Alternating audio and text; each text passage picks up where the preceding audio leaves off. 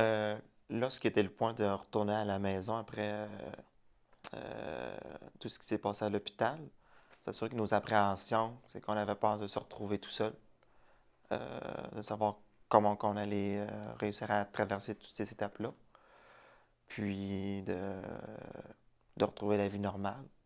Ce qui nous a beaucoup aidé, premièrement, c'est le soutien des proches et notre famille. Par exemple, moi, je me rappelle, c'était mon père et mon beau-père.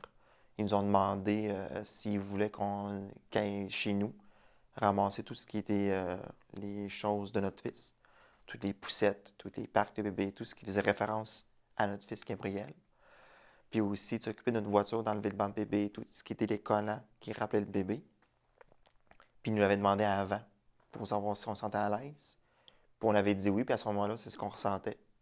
Puis c'était la bonne chose aussi, parce que quand on est revenu à la maison, il avait oublié une chose. Puis on a ressenti l'angoisse, puis tout. Donc c'était la bonne chose qui a été faite aussi. Puis là, après aussi, là, ils nous ont préparé les repas, ils nous appelaient, puis ils nous écoutaient vraiment nos besoins. Puis ils venaient pas trop. euh, Il n'était pas trop envahissant. hmm, En fait, il n'y a personne qui a été envahissant avec nous. Au contraire, les gens nous disaient, autant famille qu'amis, nous disaient, si vous avez besoin de parler, je suis là, gênez-vous pas, jour, soir, nuit. Gênez-vous pas pour nous parler.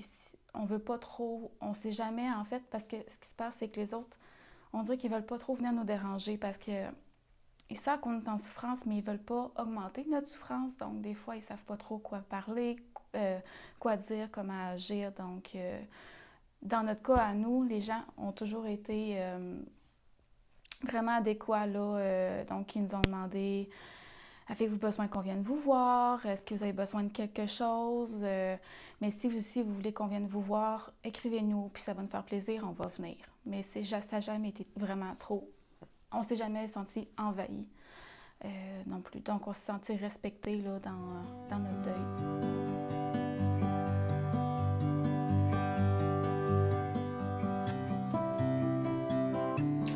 Ben, en fait, quand on est arrivé au tout début, dès qu'on est rentré dans la maison, donc toutes les choses de bébé étaient rangées dans la chambre de bébé. La porte de la chambre était fermée. Donc, on n'a rien. Comme on a dit tantôt, on n'a pas vu rien. C'était comme une maison vide, normale, sans bébé. Ce qui était vraiment ce qui répondait à nos besoins parce que c'était beaucoup trop souffrant l'idée là, de devoir voir là, la chaise haute, le parc et tout ça. Là. On ne voulait pas. Donc, c'est ça. Lorsqu'on est arrivé, bref, la porte était fermée. Elle a resté fermée pendant longtemps. C'est sûr qu'Alex et moi, on l'a vécu différemment. Puis aussi, ce qui était important aussi, qu'on a de notre base de notre couple, c'est la communication. Puis vraiment de s'exprimer. Quand ça va pas, on le disait. Quand ça va bien, on le disait. Puis aussi de dire dans nos processus comment que ça allait. Par exemple, moi, tout de coup, moi, j'étais prêt à rouvrir la chambre de Gabriel. Mais avant de le faire, je demandais à Marianne si elle était prête aussi à venir avec moi. Puis elle m'a dit que je n'étais pas encore prêt. Puis ce que je trouve important aussi, c'est est-ce que ça lui dérange que je rentre? Est-ce qu'elle voulait qu'on fasse ça ensemble ou c'était correct que je le fasse tout seul? Puis elle m'a dit que c'était correct. Puis elle a trouvé ça gentil de le demander parce qu'elle n'avait pas pensé à cet aspect-là. Moi, ça m'a pris beaucoup plus de temps avant d'être capable de même d'ouvrir la porte. J'étais juste en face de la porte, à l'extérieur, et j'angoissais. Je me mettais à pleurer parce que ça me rappelait tous les souvenirs. Donc, ça a pris au moins 2 mois avant que je puisse juste être capable d'ouvrir la porte. Puis après ça, être capable de la refermer par la suite. Mais vraiment être capable de rentrer dans la chambre, aller prendre des choses dans la chambre, ça m'a pris au moins 4-5 mois avant d'être capable de faire ça. Puis moi, ça a pris un mois pour rentrer dans la chambre environ, je pense, parce que je me rappelle.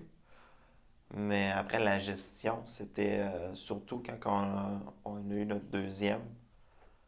Premièrement, quand on voulait notre deuxième, c'est qu'on voulait être prêt à l'avoir. C'était pas pour venir remplacer Gabriel, c'est qu'on voulait vraiment un deuxième bébé. Quand on était rendu à cette étape-là, on dit bon, là, il faut réussir à ouvrir la porte, puis savoir ce qu'on fait avec ça. C'est-à-dire que comme tout était là, quand c'était le temps de ramasser les choses, sortir les choses, c'était On allait par étapes. Donc, on s'est par sortir petite chose par petite chose. Exemple, sortir les poussettes. Après, on sortait des jouets. Après, ben, on trie le linge. Parce que là, comme c'était quand on a une fille, puis on avait des linges de gars ou non-genrés. Donc là, c'est fait qu'on sépare le linge. Donc, on est étape par étape là-dedans à notre rythme. Donc, c'est À comme des ça. intervalles différents, Ouais. parce que c'était pas toute la même journée ni la Mm. même semaine, là. Mm. Un meuble à la fois. Mm. Mm. Parce que c'est ça, j'étais tombée enceinte de notre deuxième enfant. Donc, à quelque part, on n'avait pas le choix de, un jour ou l'autre, ouvrir la porte puis commencer à trier les affaires de bébé pour se préparer. On n'avait pas le choix. Donc, on s'est vraiment écouté. On est allé à notre rythme. Mm. Puis après, sa question, c'est est-ce qu'on fait la chambre au complet? Est-ce qu'on la peinture au complet? Est-ce qu'on enlève tout au complet comme si c'est un nouveau bébé? On laisse comme ça. On s'est beaucoup posé la question. Puis en fait, on a décidé de laisser la chambre telle qu'elle, mais de changer des petites choses pour que ça soit personnalisé à notre fille, Laurence, mais qui a quand même encore l'aura de Gabriel. C'est comme si une chambre partagée pour les deux. Autant pour Gabriel que Laurence, les deux cohabitent dans la même chambre, là. Donc, l'essentiel est resté, c'est juste qu'on a rajouté des choses personnalisées pour Laurence, qu'elle a le droit aussi d'avoir sa chambre personnalisée, là. Qu'arrive le moment de prendre une décision par rapport à la chambre de bébé, on a deux choix. Soit on la laisse telle qu'elle, ou on change des petites choses, ou on la refait au complet. Ça dépend vraiment de chaque parent, ça dépend de chaque couple. Toutes les situations sont vraiment différentes. L'important, c'est que les parents se sentent à l'aise avec leur choix. Nous, on se sentait à l'aise de laisser la chambre telle qu'elle. On ne l'a pas repeinturée. Comme elle vient de dire, on a juste changé des petites choses par-ci, par-là. Mais on se sentait à l'aise parce qu'il n'y avait aucun bébé qui avait physiquement dormi dans la chambre. Donc, on n'avait pas l'impression que la chambre appartenait seulement à Gabriel. Donc, c'est pour ça que finalement, on a décidé de la laisser telle qu'elle. Puis c'est sûr qu'on a dit au départ, c'est la communication. Donc, pour en arriver à cette étape-là, c'est qu'on a communiqué, on a parlé, on a pris le temps. C'est OK, on a chacun notre point de vue, on va en reparler. Puis on est revenu à cette idée-là. On avait quand même le même idée de base, mais on voulait quand même les mijoter et bien y réfléchir pour être sûr, là. Pour pas qu'il y ait de malaise ou que plus tard, que des regrets, là. Donc, on a bien pris le temps de cheminer là.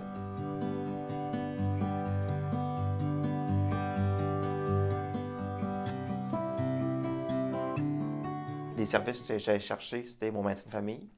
Je suis retourné voir les Perséides, ma famille, ma conjointe aussi m'a beaucoup aidé là-dedans, là. À ce moment-là, elle était enceinte de notre deuxième, de notre fille. Donc, c'est sûr que ça de me rebrasser les émotions. Mais j'étais allé chercher plus d'aide que j'avais possible, là. Donc, puis c'est ça qui m'a aidé. Puis aussi, mon employeur était aussi très compréhensif, qui m'a aidé là-dedans aussi, là. Puis c'est aussi d'accepter qu'on rechute. Moi, j'ai rechuté après, au mois d'octobre 2019, 18. 2018. Moi, j'ai rechuté au travail, là. Là, ça ne marchait plus au travail. Puis c'est là que j'avais accepté que ça n'allait plus. Puis ça faisait 2-3 mois que ça n'allait plus, mais que je mettais ça de côté. Puis quand j'étais au travail, je me rappelle, là, je pleurais au poste, là. Ça ne marchait plus. Il n'y avait plus rien qui marchait. Puis c'est là que j'ai dit, là, faut que j'arrête. Faut que j'accepte que là, ça va plus. Puis je dois recommencer. Puis je dois retravailler sur moi. De mon côté, moi, je suis allée chercher un peu plus d'aide auprès des Perséides parce que j'en ressentais beaucoup plus le besoin. Alex, lui, juste en parlant à sa famille, souvent, ça le soulageait, puis ça répondait à ses besoins. Moi, j'avais besoin de parler vraiment à une oreille extérieure.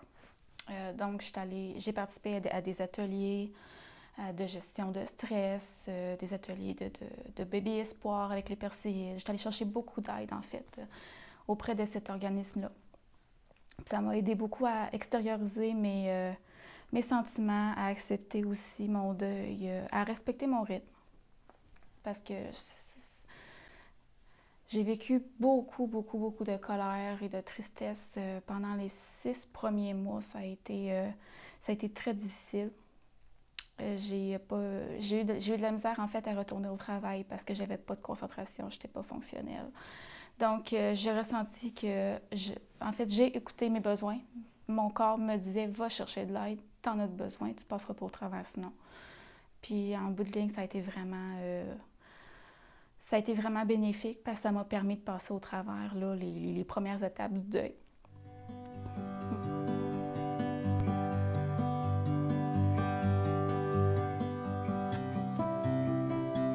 Concernant la montée laiteuse, c'est extrêmement souffrant émotionnellement pour les mamans parce que notre esprit comprend qu'il n'y a pas de bébé à nourrir, mais notre corps ne le comprend pas. Donc, automatiquement, pour celles qui, comme moi, étaient rendues à 39 semaines de grossesse, le corps ne comprend pas qu'il n'y a pas de bébé à nourrir. Donc, la montée laiteuse est inévitable. Et puis, ça vient chercher énormément de tristesse, de sentiment d'injustice, de ne pas avoir de bébé à nourrir parce que on aurait tellement aimé que ce lait-là aille à un bébé, un beau petit bébé en vie, bien vivant. Mais ça peut être un détail qui peut sembler bénin pour autrui, mais en réalité, c'est extrêmement souffrant. Peu importe de quelle façon la grossesse se termine, il y a un phénomène qu'on ne peut pas passer à côté, les montées de lait. Comment accompagnez-vous la maman qui revient à la maison et qui vit ces moments-là? En fait, comme vous l'avez dit, c'est un phénomène physiologique, c'est une réaction hormonale suite à l'accouchement. Donc, une mère accouche d'un bébé qui naît vivant ou une interruption de grossesse ou toute autre situation, bien, le corps va faire en sorte que, étant donné que le placenta n'est plus là, la production de lait va débuter 2 à 3 jours environ après la naissance du bébé. Donc, certaines mères vont avoir des montées laiteuses très discrètes, qu'il n'y a pas nécessairement d'intervention à faire. Par contre, il y en a d'autres que ça peut être très prononcé, si on peut dire, ou très impressionnant en termes de changement au niveau des seins, en termes de grosseur, en termes d'inconfort, voire même douleur. Fait que c'est sûr que la première chose à faire avec ces parents-là, c'est de leur expliquer que ce phénomène-là va arriver. Okay? Puis, il n'y a pas tant d'intervention à faire, sauf s'assurer de rendre la mère le plus confortable possible. Moi, ce que je dis tout le temps à ces couples-là, c'est qu'on va essayer le plus possible de diminuer votre douleur physique, étant donné que la douleur morale est là, puis c'est tout à fait une autre gestion, mais au niveau de la douleur physique, associée à la montée laiteuse, il y a quand même des choses que les parents peuvent faire, surtout la mère. Fait que l'idée, ça va être de se garder confortable, je dirais ça comme ça. C'est-à-dire, il ne faut pas entretenir la production de lait, mais il ne faut pas non plus tomber dans un côté où on est trop douloureux, c'est trop inconfortable. Donc, on va donner des conseils du genre, allez sous la douche, une douche chaude, laissez couler vos seins. Okay? Mettez-vous des serviettes d'eau chaude. Faites sortir un petit peu de lait en exprimant manuellement. Fait que c'est des techniques qu'on peut montrer à la mère aussi comment assouplir ses seins. Elle peut y aller aussi avec de la médication pour la douleur, genre acétaminophène ou ibuprofène, là, il n'y a pas de problème. Puis, c'est important qu'elle sache aussi qu'une montée laiteuse, là, ça ne dure pas des semaines et des semaines. C'est un phénomène dépendant de la sévérité de la montée laiteuse. Ça peut être de 2-3 jours à les cas les plus sévères, peut-être une semaine. Fait que, il faut en fait qu'elle fasse ces interventions-là quand elle en ressent le besoin. Il n'y a pas d'obligation de le faire selon un horaire régulier. Il n'y a pas d'obligation de le faire selon le nombre de fois par jour. Est-ce que toutes les mamans vont vivre une montée laiteuse? Tout dépendant du nombre de semaines où il y a interruption de grossesse. En fait, c'est une très bonne question. Mon expérience clinique est beaucoup avec les mères qui ont des grossesses de 16 ou 20 semaines et plus. Okay? Puis on sait que le corps, à partir d'autour de la 16e semaine de grossesse, commence à produire du lait ou du colostrum. Fait que logiquement, en parlant de 16 à 20 semaines et plus, la majorité, si on a le système hormonal qui fonctionne adéquatement, vont avoir une montée laiteuse. Par contre, je ne peux pas me prononcer pour une interruption du premier trimestre, donc les 12 premières semaines. Je n'ai pas d'expérience, je n'ai pas de vécu, puis honnêtement, je n'ai pas été fouillée non plus pour trouver la réponse. J'aurais J'aurais tendance à penser qu'il n'y aurait peut-être pas de montée laiteuse dans le premier trimestre, mais je dis ça sur toute réserve.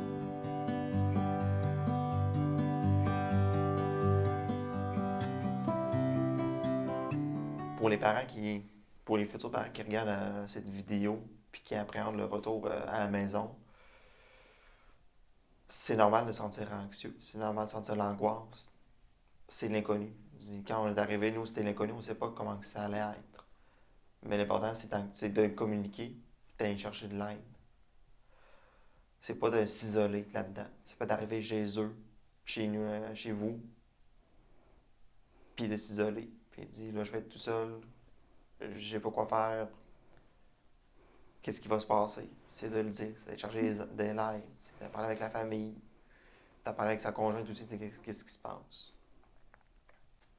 Oui, ça va être souffrant. Ça va être souffrant pour les prochains mois, pour les prochaines années, pour le reste de votre vie. C'est certain. Il faut accueillir. Bien, accueillir étant un mot difficile quand on vient tout juste de perdre notre enfant, mais c'est juste d'être à l'écoute, d'être conscient que ça va être difficile, de se soutenir à ce moment-là dans le couple, avec le conjoint ou la conjointe, puis d'y aller ensemble, en équipe. Parce que c'est un travail d'équipe à quelque part. C'est important de se soutenir. Puis si ça prend 20 minutes à rentrer dans la maison, ça prendra 20 minutes. C'est pas grave. Allez-y à votre rythme. Puis écoutez votre corps. Écoutez-vous. Le corps parle beaucoup. Donc, lorsqu'on s'écoute, souvent on fait les bons choix.